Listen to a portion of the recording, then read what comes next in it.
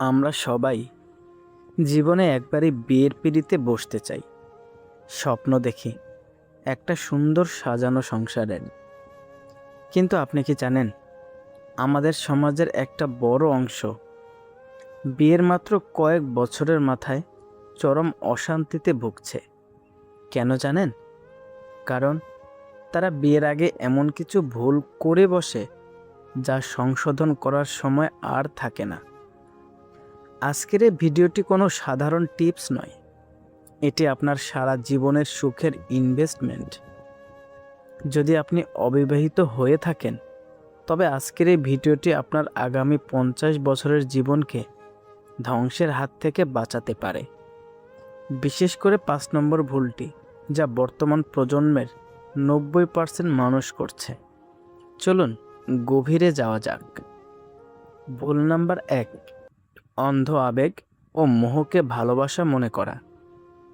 বিয়ের আগে আমরা প্রায় আবেগের সাগরে ভেসে যাই। আমরা মনে করি, ওকে ছাড়া আমি বাঁচব না। কিন্তু মনে রাখবেন, লিভিং রুমের রোমান্স আর ড্রয়িং রুমের বাস্তবতা এক নয়। অনেক সময় আমরা মানুষের ব্যক্তিত্বকে নয়, বরং তার বাহ্যিক রূপ বা সাময়িক যত্নকে ভালোবাসা মনে করি। বিয়ের পর যখন রূপের মোহ কেটে যায় এবং অভাব বা অসুস্থতা সামনে আসে, তখন কি সে মানুষটি আপনার পাশে থাকবে? আবেগের চোখে পর্দা না বেঁধে যুক্তির চোখে দেখুন। মানুষটির রাগের মাথায় ব্যবহার কেমন সেটা লক্ষ্য করুন। কারণ বিয়ের পর আপনি তার সুন্দর চেহারার সাথে নয়, তার আচরণের সাথে বসবাস করবেন। ভুল নাম্বার 2, পরিবারের অমিল বা সামাজিক অসমতা উপেক্ষা করা। অনেকেই বলেন, বিয়ে তো আমিও কি করছি, ওর পরিবারকে নয়। এটি সবচেয়ে বড় মিথ্যা। আমাদের সংস্কৃতিতে বিয়ে মানে দুটি পরিবারের মিলন। যদি আপনার জীবনসঙ্গীর পরিবারের মূল্যবোধ, শিক্ষা বা রুচির সাথে আপনার পরিবারের বিশাল পার্থক্য থাকে, তবে আজীবন আপনাকে একটা অদৃশ্য দেয়ালের সাথে লড়াই করতে হবে। যখন সংসারে সমস্যা হয়, তখন পরিবারই পাশে দাঁড়ায়।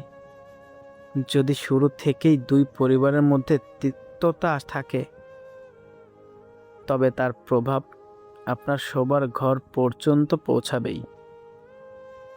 বিয়ের আগেই দেখুন আপনার সঙ্গী তার বাবা মায়ের সাথে কেমন আচরণ করে।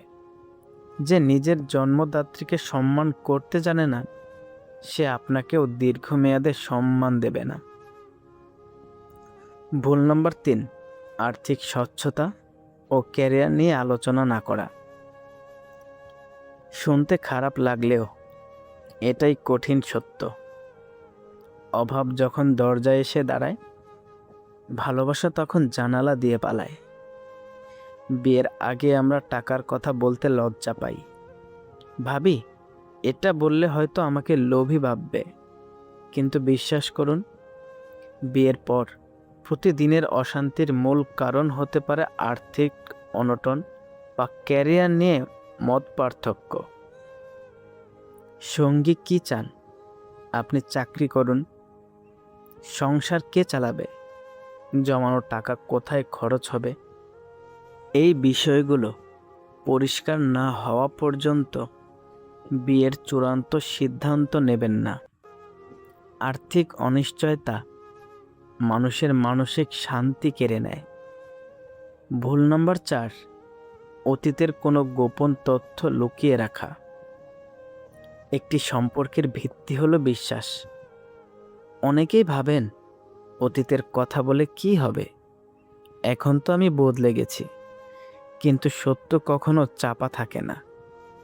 বিয়ের 5 বছর পর যদি কোনো মাধ্যমে আপনার সঙ্গী আপনার কোনো গোপন অতীত জানতে পারে, তবে সেদিন আপনার প্রতি তার সমস্ত শ্রদ্ধা মুহূর্তেই ধুলোয় মিশে যাবে। যদি আপনার অতীতে এমন কিছু থাকে যা ভবিষ্যতে সমস্যার সৃষ্টি করতে পারে, তবে তা সঠিক সময়ে সঙ্গীকে জানান। যদি সে আপনাকে সত্যিকার অর্থে ভালোবাসে, তবে সে আপনার অতীত সহ আপনাকে গ্রহণ করবে। আর যদি না করে, তবে বুঝে নিন সে আপনার জন্য সঠিক মানুষ নয়। ভুল নাম্বার 5, নিজেকে না চিনে অন্যের দায়িত্ব নেওয়া। এটি সবচেয়ে মারাত্মক ভুল। আমরা অনেকেই বিয়ে করি কারণ বয়স হয়ে যাচ্ছে বা একাকিত্ব লাগছে। কিন্তু আপনি কি নিজে মানসিকভাবে প্রস্তুত? আপনি কি জানেন আপনার জীবনের লক্ষ্য কি? আপনি যখন নিজে সুখী হতে জানেন না, তখন আপনি অন্য একজনকে সুখী করবেন কিভাবে? বিয়ে মানে শুধু একটা সার্টিফিকেট নয়, এটি একটি বিশাল দায়িত্ব। অন্যের জীবন ধ্বংস করার আগে নিজের মানসিক পরিপক্কতা নিশ্চিত করুন। জীবনটা আপনার। ভুল মানুষ বা ভুল সিদ্ধান্ত নিয়ে একবারে জীবনটাকে আটকে গেলে সেখান থেকে বের হওয়া খুব কঠিন। তাই বিয়ের আগে এই 5টি বিষয়ে গভীরভাবে ভাবুন। ভিডিওটি আপনার প্রিয়জনদের সাথে শেয়ার করুন। হয়তো আপনার একটি শেয়ার কারো ভেঙে যাওয়া সংসার বাঁচাতে পারে। ভালো থাকবেন, সুস্থ থাকবেন। আল্লাহ হাফেজ।